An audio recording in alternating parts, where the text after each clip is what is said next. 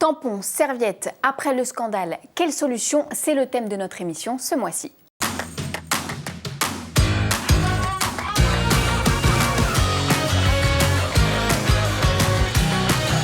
Bonjour à tous et bienvenue dans Businesswoman. Les alternatives aux tampons et serviettes, c'est le sujet que nous allons aborder aujourd'hui avec nos deux invités. Avec moi sur ce plateau, Clarisse Lecourt, la fondatrice de Clarifarm. Bonjour Clarisse. Bonjour Mathilde. Et Alexandra Richner, la co-créatrice de Réjeanne. Bonjour Mathilde. Vous ne les connaissez pas? Eh bien je vous propose une bio éclair. Mesdames, on a scrollé votre compte Instagram. Ça donne quoi? La réponse en images. Après un accouchement difficile, Clarisse réalise qu'il n'existe rien pour accompagner les femmes dans cette étape de leur vie. Bien décidée à changer les choses, elle lance Clarifarm. Son objectif, développer une gamme de produits sains et de qualité destinés au confort intime de toutes les femmes qui s'engagent à les accompagner tout au long de leur vie et celle de leur vagin. Parmi ces solutions, il y a la coupe menstruelle, Claricup, produit phare de la marque. Désireuse d'alerter sur les compositions néfastes des produits d'hygiène intime, Clarisse rappelle dès qu'elle le peut l'urgence de légiférer à l'échelle française mais aussi européenne pour déclencher un sursaut du côté des fabricants. Si la route est encore longue, Clarisse semble prête à tout pour faire entendre sa voix, pour protéger nos filles, nos femmes, nos sœurs. Merci Mathilde de me donner la parole sur ce sujet qui m'intéresse énormément.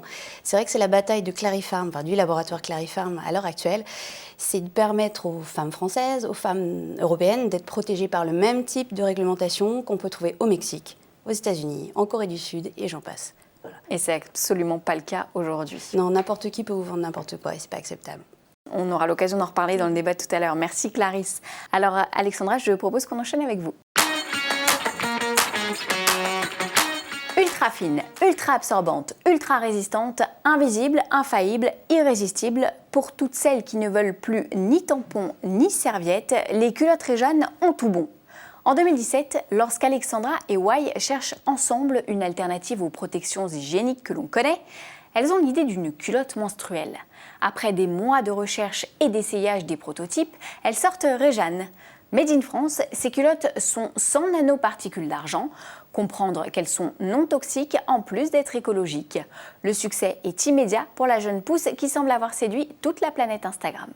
Merci Mathilde. Effectivement, on a développé cette culotte sur de longs mois en 2017 et on l'a lancée en 2018. Et il s'agit d'une culotte très fine qui fait à peine 2 mm d'épaisseur dans laquelle on a intégré un assemblage complètement invisible. Donc de l'extérieur, vous avez un shorty qui ressemblera à un shorty complètement classique. Et on ne devine pas, mais à l'intérieur est intégré en fait sur 2 mm la protection qui pourra absorber jusqu'à 12 heures de flux menstruel. Et donc, vous êtes venu avec trois modèles là. On a toute une collection. On a le modèle en dentelle, en sachant que tout est fait complètement en France, made in France, des dentelles françaises, des cotons tissés en France. On a aussi un autre shorty en bleu, qui est aussi de la nouvelle collection. Et pour les flux plus légers, par exemple, on a des culottes avec des dentelles, des plumetis, et qui sont toujours sur quelques millimètres d'épaisseur, celle-ci à peu près 1 mm. Donc des gammes en plus d'être pratiques, très jolies. Oui, on a voulu créer en fait une culotte qui soit une jolie pièce de lingerie, en plus d'être une protection hygiénique. Merci beaucoup Alexandra pour cette démonstration des produits. Je vous propose qu'on passe tout de suite au débat qui nous intéresse aujourd'hui, les alternatives aux tampons et serviettes. Alors vous venez de le démontrer, les alternatives saines et écologiques sont nombreuses. Qu'est-ce qui s'est passé pour qu'elles émergent à ce point aujourd'hui? Alors en fait, l'une des premières raisons, ça a été probablement le film sur le choc toxique, le syndrome du choc toxique qui a été diffusé sur Arte, le documentaire, il y a maintenant quelques années. Ça a poussé beaucoup de gens et beaucoup de marques et beaucoup de consommateurs à réfléchir à des alternatives plus saines, plus neutre, plus transparente, avec beaucoup plus de description, de communication sur les compositions des protections périodiques qui existent. Mais alors, les protections qu'on connaît, les tampons, les serviettes, est-ce que c'est dangereux de les utiliser ? Disons qu'on a 3 impacts essentiels par rapport à nos produits qui sont réutilisables. Il y a un impact environnemental. Les protections hygiéniques, soit serviettes ou tampons, représentent 92 000 tonnes de déchets par an en France. Si on doit comparer à quelque chose de très symbolique, la tour qui remplace les 2 Twins à New York, c'est uniquement 45 000 tonnes. Donc c'est 2 tours par an de déchets en France. Juste en France. Juste en France. Donc au niveau planétaire, au secours. Ensuite, il y a l'impact économique. évidemment. On utilise en gros 12 000 protections en 40 ans de notre vie. Et puis ce qui est essentiel, je pense, à mes yeux, c'est l'impact sur la santé. Il faut savoir que dans les produits à usage unique, que ce soit les serviettes ou les tampons, il y a des extractibles. Même si c'est à faible dose, en fait, ce n'est pas la dose qui fait le poison, c'est la récurrence. Et quand on utilise par exemple un tampon pendant 40 ans de sa vie, donc 5 jours par mois pendant 40 ans de sa vie, la femme insère 1 kg de phtalate. Qu'est-ce qu'il y a dans le vagin? Il y a la muqueuse. C'est un passage direct vers le sang. Donc, quelles sont les conséquences sur ma santé? Clarisse, vous nous parlez des phtalates. Est-ce que vous pouvez peut-être nous expliquer en quelques mots ce que c'est? Alors, les phtalates, ce sont des perturbateurs endocriniens. Une femme qui utilise des tampons 5 jours par mois pendant 40 ans de sa vie va insérer 1 kg de phtalate. Un phtalate, c'est cancérigène parce qu'il y a une perturbation endocrinienne. Donc, c'est quoi les conséquences sur la santé? C'est quoi les conséquences sur ma santé? Moi, j'ai utilisé des tampons pendant plus de 10 ans. J'aimerais bien qu'on m'annonce les couleurs, voilà, qu'on m'explique c'est quoi les conséquences. Souvent, quand on parle des culottes ou des cups, ça semble être des alternatives idéales, mais la question de l'hygiène revient quand même assez souvent. Est-ce qu'elles apportent autant de confort aux femmes? La cup, par exemple sur le territoire américain, est un dispositif médical, ce qui veut dire qu'il y a 31 chapitres de la norme auxquels il faut répondre. Et la validation du nettoyage en fait partie. Et comment on le prouve? Il y a des protocoles qui sont écrits par mes équipes de chercheurs au laboratoire Clarifarm et qui vont aller tester la désinfection, comment on doit en fait nettoyer, désinfecter son produit pour ne plus avoir de bactéries nocives pour la santé de la femme. Donc tout ça, c'est très réglementé, très structuré, très protocolé et on a les preuves de nos allégations, toujours. Et vous, à votre échelle, alors, Alexandra? en ce qui concerne les culottes, on n'est plus donc sur des protections intravaginales, on est sur une protection qui va permettre au sang de s'écouler hors du vagin. Et donc, en réalité, c'est une alternative qui apporte beaucoup de confort aux femmes, pour toutes celles notamment qui ne supportent pas les protections intravaginales. Ça leur permet de simplement se lever le matin, d'enfiler une culotte et de partir vivre leur vie. L'utilisation est très simple, on la met, il n'y a rien de plus à faire. Le soir, ou quand on le souhaite, on la retire, on la rince à l'eau froide, on la passe en machine, rien de plus, rien de moins. Et on a décidé d'utiliser des matières très douces, très confortables et d'une grande qualité afin d'être sûr que tout soit très confortable au quotidien, qu'il n'y ait pas le bruit de plastique qu'on peut entendre, notamment quand on a une serviette hygiénique, ou l'inconfort d'un tampon qui va être plus difficile à insérer ou à retirer quand on est en début ou en fin de cycle. Toutes ces choses-là disparaissent en fait avec l'utilisation des culottes. Quelles sont les barrières psychologiques que vous devez encore faire tomber aujourd'hui quant à l'utilisation de vos produits? Alors nous, l'une des barrières principales sont que beaucoup de femmes n'ont plus l'habitude ou n'ont pas l'habitude de toucher le sang des règles. Une culotte va devoir se rincer en fait dans le lavabo et il y a encore un léger tabou peut-être ou un manque d'habitude sur ce sujet-là où certaines femmes nous disent « je ne suis pas sûre de savoir comment faire ou d'être capable de le faire ». Finalement, elles vont essayer une fois et se rendre compte que c'était plus un manque d'habitude ou une crainte et que ça passe très très vite. Vous, Clarisse, avec la cup, vous rencontrez le même problème? Ouais, dans notre univers, on a l'obligation de faire un suivi post-marché sur l'efficacité et la sécurité du produit. Et ça fait partie des questionnements. Par quelles étapes vous êtes passé pour vraiment adhérer à 100% au produit? Généralement, c'est 2 cycles.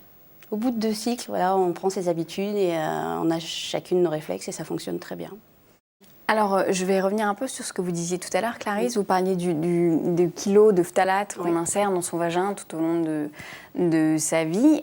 Comment se fait-il qu'on ne soit pas, d'une part, au courant et d'autre part, qu'il n'y ait rien, aucune règle sur ce sujet? Est-ce que le tabou des règles, justement, empêche les hautes instances de légiférer?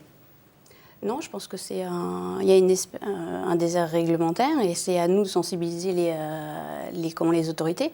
Alors, chez Clarifarm, on essaie d'être lanceur d'alerte auprès de l'ANSES qui a mené une action l'année dernière puisqu'elle a sorti un rapport sur les bonnes pratiques de fabrication et puis les bonnes pratiques de communication, c'est-à-dire comment bien utiliser sa protection.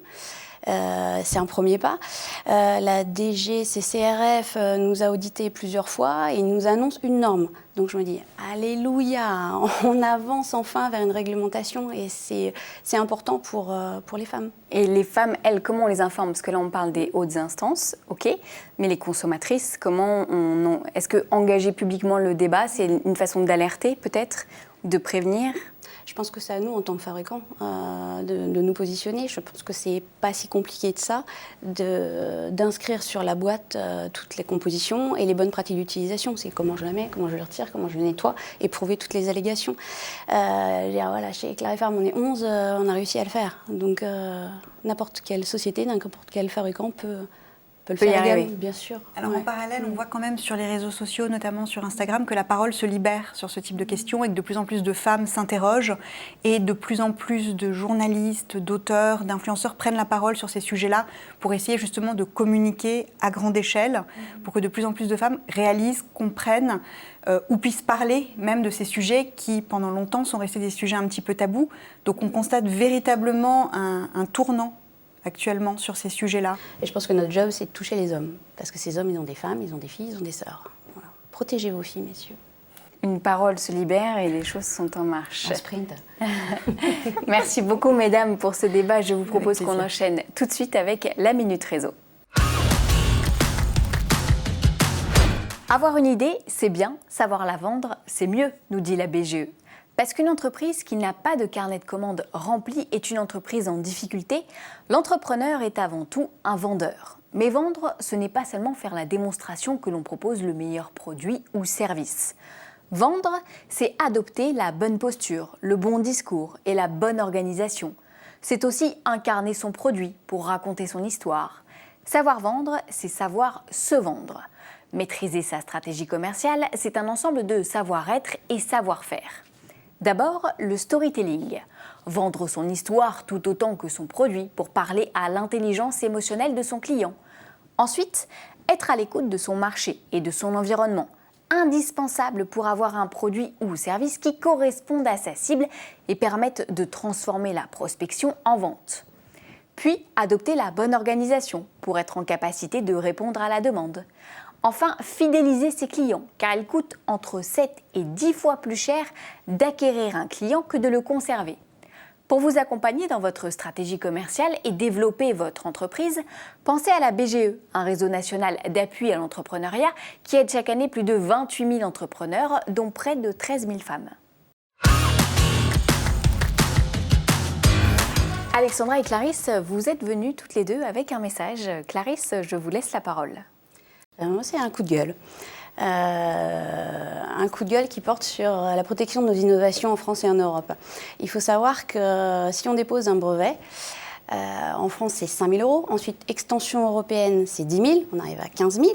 En parallèle, on peut déposer aux États-Unis, au Brésil, et c'est 10 000, et on parle d'un budget sur 5 ans.